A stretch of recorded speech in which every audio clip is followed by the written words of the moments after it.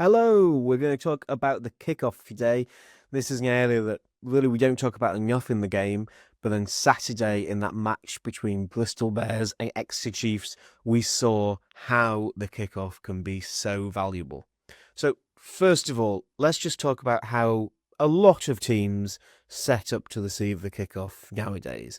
So this is going to be from that game on Saturday, and we're going to see this is going to look very different to what you might have experienced playing at grassroots level. At that level, what you typically do is you react to where the team are going to kick, or you assume the team are going to kick. In this case for Bristol, it would be the far side of the pitch, and you're going to move more of your players towards that position.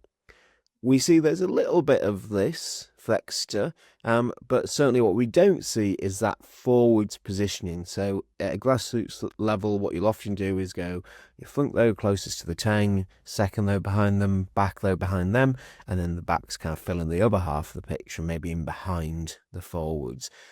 It's just not really dynamic enough, and also you put people in positions that aren't their strength. So what we see here is actually, by and large, those front three players, the ones with the arrows on them, are going to be the forwards. Obviously, there's also going to be a back in there as well. And what they're going to operate as are standalone lifting pods. So the front player is going to come back and lift the middle player, with the back player coming forward to lift them. Also, usually they can be lifted individually, so also the middle player can go to the front to lift the front player, back to the middle to lift him as well. So you also offer these options. So if the ball is short and therefore you're going to have a lot of competition, the advantage you have as the receiving team is that you can lift your player, much like a lineout, to reclaim that ball. And as you can see, everyone else then is deep. They're filling less of the pitch when they're deep. But the idea is a longer kick will mean that anyone can get there from that back portion who are in the 22. So you're under less pressure and you can move to where the ball is going to land and catch it obviously in the air. So this is exactly how it should work. And this covers off a lot of the threat of a kick, because if you go short, you've got the advantage as the team who can lift. If you go long, the kick's going to have to be amazing to put those guys under pressure, because obviously, they're the best part of 30 meters away. So let's see where this works then. So this example from Saturday. Again, you can see it's exactly the same as it was earlier. We kick long. You can see how Bristol react to this. The kick obviously is very long, and Bristol react by sending one man up very quickly, but then the others are just filling the pitch. The idea of this is that if you go long, there is an opportunity for the team to counter-attack by shipping it wide. But here you want to fill the pitch, make that less of an appealing prospect, and force them to kick back.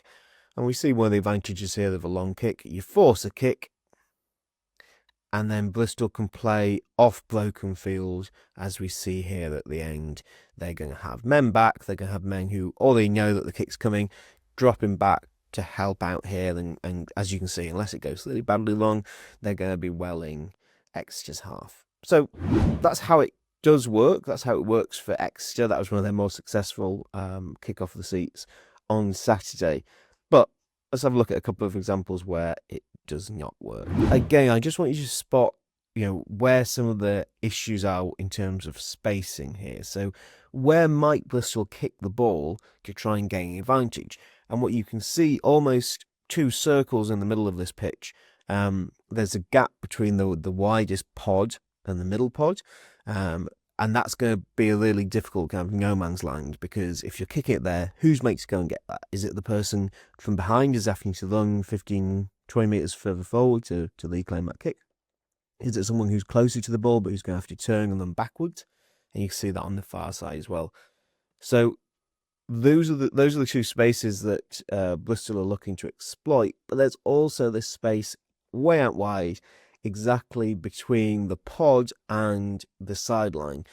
And those pod members, the advantage they have, again, the fact they can lift, they're forwards, they are going to be slower though, and this kick finds exactly the seam that you need it to find, and Bristol are now going to score the try in this second phase off that kick. You can see them here kind of carrying it through. But if we just go back, what we're going to see is it's a perfect kick, absolutely perfect kick, and there's not necessarily a huge amount that Exeter can do about this. But you realise that it's about finding those seams where you might have the advantage. In this case, the Exeter slower forwards are going to be obviously not as quick to get there. And with Bristol, they're charging players, quick wingers, quick outside backs, charging on to reclaim that ball. So it's a perfect kick. And really, there's not a huge amount Exeter can do about that. Of course, they can shift play out a little bit wider. So what's the disadvantage of doing that? Well, again, let's remember those 2 8s that we see. And actually, you can see here that Exeter have basically taken away that sideline completely. But what do you do if you take away one bit of space? Well, you open up space elsewhere. And so what we see is when this kick comes through, Bristol here are aiming for that space. And it's this, again, this is an absolutely brilliant kick, because what we say at the start is that those players out in the back, they will have more time. They're under less pressure because they can make those catches, and there's no chance that the chasing players will get there in time. But as we can see, that's not the case, because if the kick is perfect and it hands like this, and you've got a quick player who can come and catch the ball before it's even hit the ground, or not just make the tackle, but actually catch the ball above the receiving player, then you can score an immediate try. What should Exeter have done?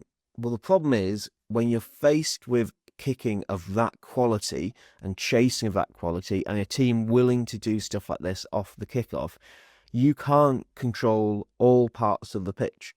You've only got 15 players. You want those lifting pods, which means that you have 3 people essentially covering the same bit of glass. So when you've got those 3 covering the same bit of glass, you take away options elsewhere. And essentially what Bristol did was they saw what Exeter were covering, and they thought, right, we'll go and find some other space in there, and we'll play off the slightly slower players covering those areas. It was fantastic. It was perhaps the best game this season from a kickoff perspective. But the kickoff is a huge part of the game now. It really is essentially, the third set piece. We've got the scrum, we've got the lineout, we talk about them all the time. But the kickoff and also goal line dropouts are such an important part, because how you start from that possession, whether you can retain those possessions, they make a massive difference in the game. Thank you.